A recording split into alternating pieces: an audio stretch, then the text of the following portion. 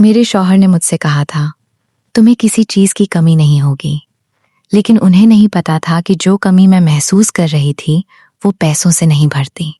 वो कमी थी मोहब्बत की, तवज्जो की, किसी की गर्म नजर की। और जब ये कमी बहुत ज्यादा हो गई तो मैंने एक ऐसा फैसला किया जो शायद आप सोच भी नहीं सकते। सुनिए मेरी पूरी कहानी, एक ऐसी कहानी जो आपका दिल हिला देगी। मेरा नाम नीलम है, मेरी उम्र 22 साल है। मैं लखनऊ की रहने वाली हूँ, एक ऐसे शहर में जहाँ गलियों में मोहब्बत की खुशबू आती है, जहाँ शाम को दरख्तों की छांव में जोड़े बैठते हैं और एक दूसरे का हाथ थामे रहते हैं। लेकिन मेरी जिंदगी में ये सब बस एक ख्वाब था, एक ऐसा ख्वाब जो आंख खुलते ही बिखर जाता था। मेरी शादी 2 साल पहले हुई थी। मेरे शौहर का नाम राहुल है। राहुल एक सीधे सादे इंसान है, मेहनती, ईमानदार और घर के लिए सब कुछ करने वाले। उनकी नौकरी दिल्ली में थी, एक बड़ी प्राइवेट कंपनी में। उन्होंने वादा किया था कि कुछ महीनों में मुझे भी अपने पास बुला लेंगे, लेकिन वो कुछ महीने कभी खत्म नहीं हुए। पहले 3 महीने, फिर 6 महीने, फिर 1 साल, और अब 2 साल हो चुके थे। मैं यहाँ लखनऊ में उनके घर वालों के साथ रहती थी, उनकी बूढ़ी अम्मा और एक छोटी ननद के साथ। घर बड़ा था, खाने की कोई कमी नहीं थी, कपड़े अच्छे थे, लेकिन जो चीज नहीं थी वो थी एक इंसान का स्पर्श, एक ऐसी नजर जो कहे तुम मेरी हो। राहुल हफ्ते में 1 बार फोन करते थे, 2-4 मिनट की बात। खाना खाया?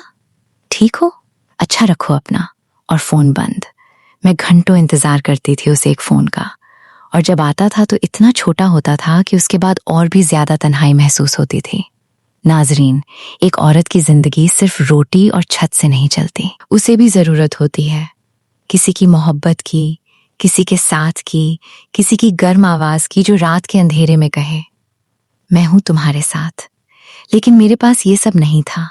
रातें बहुत लंबी होती थीं, बिस्तर पर लेटती तो छत ताकती रहती। दिल में एक अजीब सी बेचैनी रहती जो न किसी को बता सकती थी, न खुद से छुपा सकती थी। फिर एक दिन हमारे मोहल्ले में एक नया परिवार आया। पड़ोस वाला मकान जो काफी अरसे से खाली था, उसमें एक परिवार शिफ्ट हुआ। परिवार में एक बुजुर्ग महिला थी और उनका बेटा, जिसका नाम आयान था। आयान की उम्र कोई 26-27 साल रही होगी। लंबा, गेहुआ रंग, घनी भौहें और एक ऐसी मुस्कान जो दिल में उतर जाए। वो किसी कंपनी में काम करता था और अपनी अम्मा के साथ यहाँ शिफ्ट हुआ था। पहली बार मैंने उसे तब देखा जब वो अपना सामान घर में ला रहा था। हमारी नजरें मिली, बस एक पल के लिए। उसने हल्की सी मुस्कान दी और मैं अंदर आ गई। लेकिन उस एक पल ने मेरे दिल में कुछ हिला दिया था, कुछ ऐसा जो बहुत अरसे से सोया हुआ था। अगले कुछ दिन मैंने उसे देखने की कोशिश नहीं की। मैं खुद को रोकती रही। मैं एक शादीशुदा औरत थी और मुझे इस तरह की सोच भी नहीं रखनी चाहिए थी, लेकिन दिल कब किसी की सुनता है। वो सुबह जब मैं छत पर कपड़े सुखाने जाती तो मेरी नजर खुद ब खुद उस तरफ चली जाती जहां आयान अपने घर की खिड़की के पास चाय पीता बैठा होता। कभी कभी उसकी नजर भी इधर आ जाती और हम दोनों जल्दी से नजर हटा लेते, जैसे कुछ हुआ ही नहीं। ये सिलसिला कुछ दिन चला। फिर एक सुबह जब मैं बाजार जाने के लिए घर से निकली तो सामने आयान खड़ा था। उसकी अम्मा की तबीयत कुछ ठीक नहीं थी और वो पास की दुकान से दवाई लेने जा रहा था। हम साथ साथ कुछ कदम चले, बिना किसी इरादे के। उसने पूछा, आप यहीं रहती हैं ना? मैंने हाँ कहा।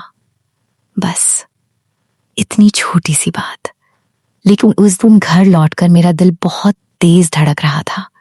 मैं जानती थी ये गलत है, मैं जानती थी कि मुझे ये सब नहीं सोचना चाहिए। लेकिन सोचिए, 2 साल की तन्हाई, 2 साल की चुप्पी, 2 साल का इंतजार, और फिर कोई ऐसा इंसान जो बस एक पल में आपको महसूस करा दे कि आप भी एक जिंदा इंसान हैं।